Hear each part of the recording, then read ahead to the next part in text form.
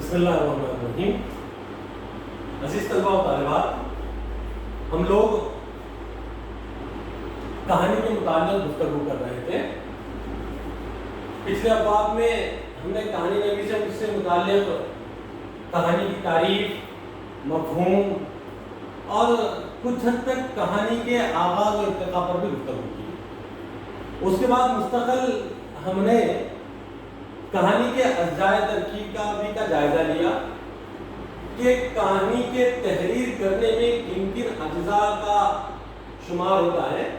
یہ کہانی نقطۂ آغاز سے لے کے نقطۂ اختتام تک کن کن مرحلوں سے گزرتی ہے اور کن کن مرحلوں پر ایک کہانی کو تکمیل پاتی ہے، اور ایک کامیاب کہانی نویس کہانی کے اندر کس طریقے سے تمام تر لوازمات کا استعمال کرتے ہوئے ایک کہانی کو مکمل کرتا ہے، اور وہ کہانی کس طریقے سے کامیاب کہانی کے پیرائے میں ڈھل کر قاری، سامع اور ناظر کو اپنی طرف متوجہ کرتی ہے. آئیے اب ہم اگلے عنوان کی طرف، جو کہ کہانی لکھنے کے لیے لازم ہے، فن تحریر اور اس کے عناصر. جو اگلا عنوان ہے فن تحریر اور اس کے عناصر، کہ کہانی مستقل گفتگو ہماری ہوئی. آئیے ہم تحریر کہتے ہیں لکھنے کو. لکھنے کا فن کیا ہے، اور ایک لکھاری کو اس فن میں مہارت حاصل کرنے کے لیے یا ایک بہترین تحریر کو منظر شہود پہ لانے کے لیے کن کن مراحل سے گزرنا پڑتا ہے، اس پر ہم گفتگو کرتے ہیں. دیکھیے، سب سے پہلے ہے فن تحریر معنی و مفہوم. اس کے بعد ہے تحریر کی اقسام. تحریر کی اقسام میں ہے صاف تحریر، یا جسے سادہ و سلیس بھی کہیں گے.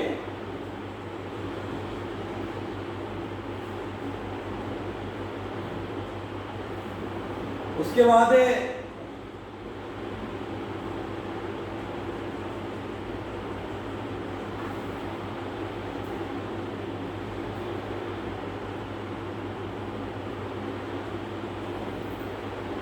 صاف تحریر میں کچھ عنوانات ہیں، ذہنی عنوانات، ہم اس کو مختصر گفتگو کریں گے. دیکھیے، تحریر کا فن، اس کے معنی و مفہوم کیا ہے. تحریر عربی زبان کا لفظ ہے.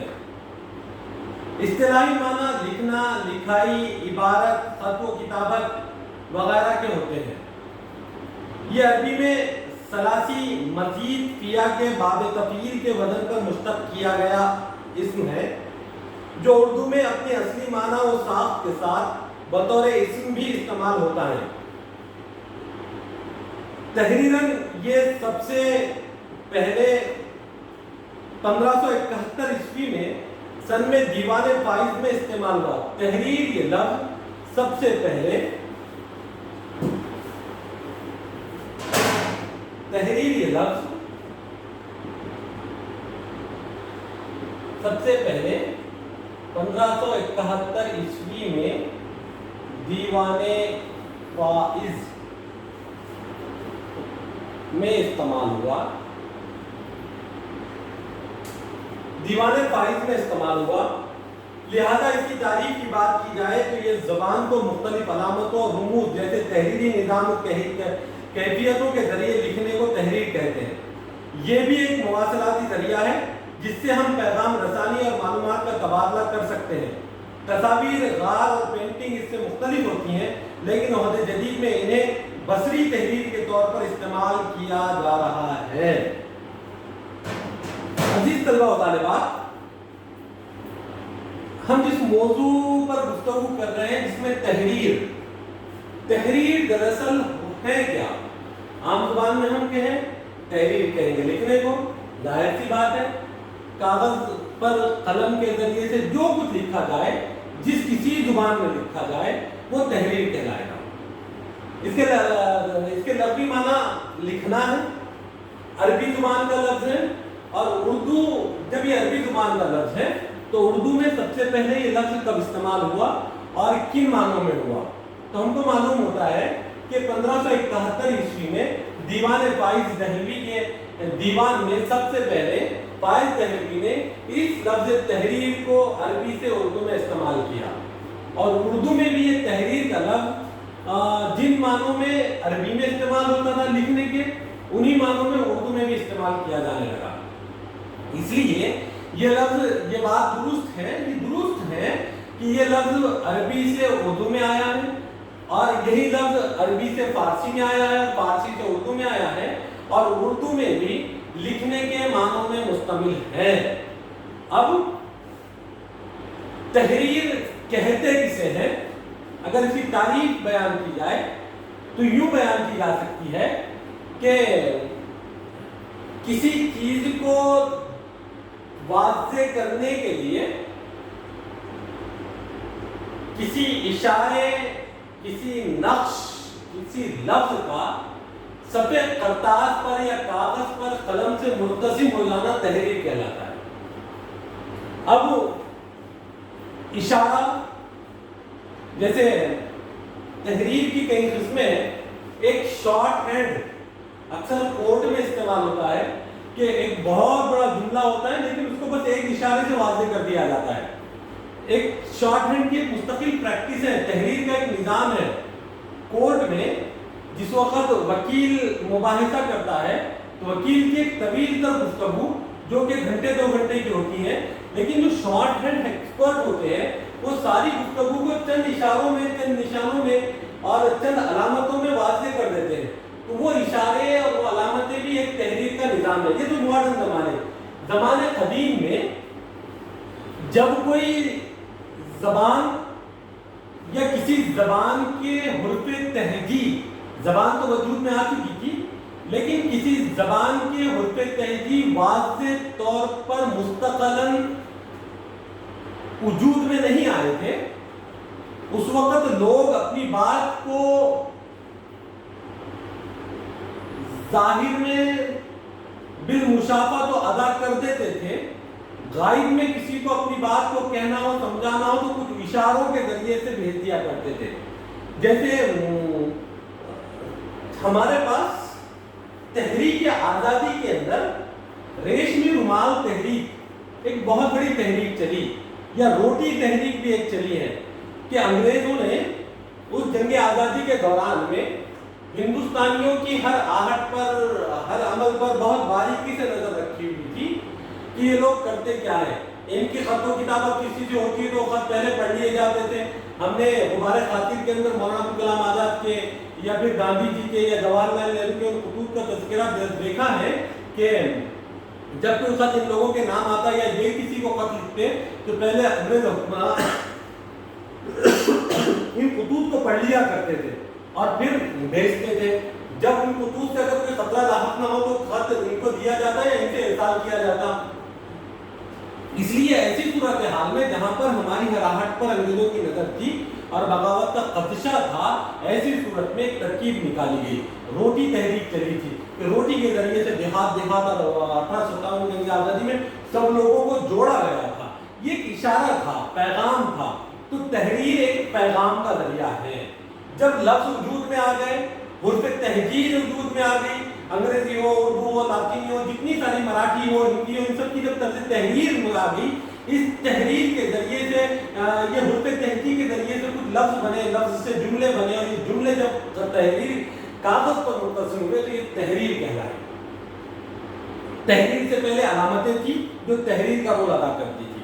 آج بھی آپ اگر ایجنڈا کے غاروں میں جائیں تو بہت ساری علامتیں ہیں جو تحریری ہے۔ قدیم زبانیں دیکھی جائے، یہ تہذیب فرعونیہ جسے فرعون کی تہذیب کہتے ہیں، فرعونیہ کو دیکھا جائے تو اس کے اندر بھی اگر ہم مطالعہ کرتے ہیں تو کچھ اشارے ہیں، وہ اشاروں سے ایک مستقل پیغام بھرے کا کام لیا گیا ہے، پورا مستقل ایک تحریر پیش کی گئی، مستقل ایک کتبہ یا کسی تاریخ کو رقم کیا گیا۔ تو پہلے اشاروں سے کام ہوا، جو حروف تہجی وجود میں آئی، تو جو حروف تہجی کے ذریعے سے لفظ بنے اور لفظ سے جملے بنے، اور یہ جملے جب کاغذ پر منتشر ہوئے یہ مستقل ایک تحریر کی شکل میں بن کر سامنے آئے اور یہ تحریر کہلائے۔ اس لیے لفظ تحریر کا لغوی معنی لکھنے کے ہیں اور اس کے لغوی معنی لکھنے کے تعریف اور مفہوم بیان کی جائے تو ہم اس طریقے سے بیان کر سکتے ہیں کسی پیغام کو پہنچانے کے لیے جملوں اور لفظوں کے ذریعے سے جو پیغام کاغذ پر مرتسم کر کے ارسال کیا جاتا ہے اسے تحریر کہتے ہیں، یا جو بات کاغذ اور قلم کے ذریعے سے کاغذ پر جملوں کے استعمال سے لکھی جاتی ہے اسے تحریر کہتے ہیں۔ اب تحریر کی قسمیں کیا ہے، تحریر کن کن قسموں میں لکھی جاتی ہیں، تحریر کیسی کیسی تھی، آگے دیکھتے ہیں۔ اب دیکھیے ہم دیکھتے ہیں تحریر کی قسمیں، ہم یہاں دیکھیں گے تحریر کی قسمیں۔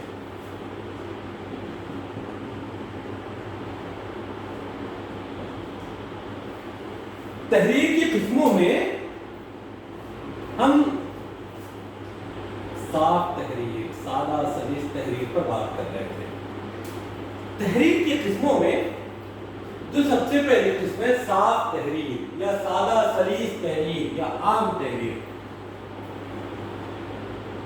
عزیز طلباء و طالبات، آپ لوگوں کو یاد ہوگا کہ ہم لوگ جو پہلے ابتدائی لیکچرز میں اردو زبان کے متعلق گفتگو کر رہے تھے نصاب کی طرف آنے سے پہلے، تاکہ نصاب میں جن جن مرحلوں سے آپ کو گزرنا ہے، جن جن اصناف کو آپ کو مطالعہ کرنا ہے اور اردو کی تاریخ کو جہاں مطالعہ کرنا ہے، تو ہم نے تمہید میں 2-3 لیکچر زبان کی بنیادوں کے حوالے سے، زبان کے آغاز و ارتقاء کے حوالے سے گفتگو کی۔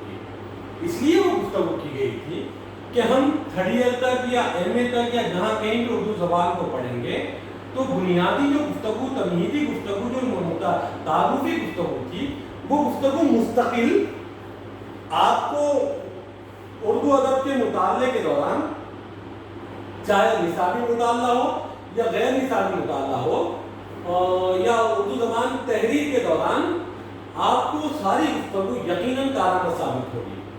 دیکھیے ہم نے اس وقت یہ دیکھا تھا، یہ گفتگو کی تھی کہ ابتدائی زمانے میں جب اردو وجود میں آ رہی تھی تو اردو نے جس طریقے سے اپنے وجود کا سفر طے کیا، اردو نے جس طریقے سے اپنے وجود کا سفر طے کیا گیا، جہاں پر کہا گیا کہ اردو کوئی کہتے ہیں پنجاب میں، کوئی کہتے ہیں ہریانہ میں، کوئی کہتے ہیں دلی میں، کوئی کہتے ہیں دکن میں، تو ہم نے ایک درمیانی راستہ اور درمیانی گفتگو میں یہ کی تھی کہ اور شمالی ہند میں اگر اردو نے آنکھ کھولی ہے تو دکن میں اس کی پرورش ہوئی ہے۔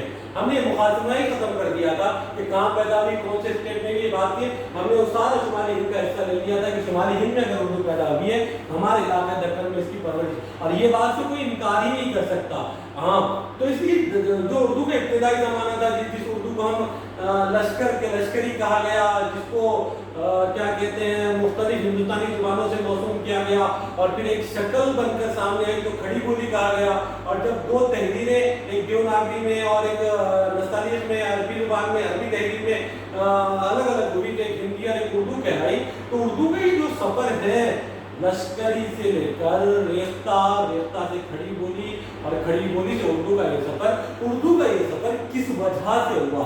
اس میں بنیادی تعارف تحریر کا ہے، لہجہ بھی ہے، لفظ بھی ہیں، لفظیات بھی ہیں، لیکن جس چیز میں، کیونکہ اس سے پہلے بھی ہم نے کہا تھا کہ کسی بھی زبان کا لباس اس کی تحریر ہوتی ہے۔ جیسے لباس سے آدمی پہچانا جاتا ہے، یقیناً پہچانا جاتا ہے، اس میں کوئی دو رائے نہیں ہے، جیسے لباس سے آدمی پہچانا جاتا ہے کہ کس قماش کا یہ شخص ہوگا، اسی طریقے سے تحریر زبان کا لباس ہے، تحریر زبان کا متعارف ہے۔ اگر کوئی تحریر بورڈ پر لکھی ہو، اس کو کوئی قاری پڑھ نہ رہا ہو، وہ سنائی نہ دیتی ہو، تب بھی اس کے لکھنے کے انداز پہ اور اس کی لفظیات جو کسی بورڈ پر یا کسی سائن بورڈ پر رکھی ہو تو متعارف کروا دیتی ہیں کہ میں ہندی ہوں، میں اردو ہوں، میں انگلش ہوں، یعنی اس کا ظاہر بھی اظہار کرتا ہے کہ میں فلاں زبان ہوں۔ اس لیے تحریر بنیادی جز ہے زبان کا، تحریر تعارف ہے کسی بھی زبان کا۔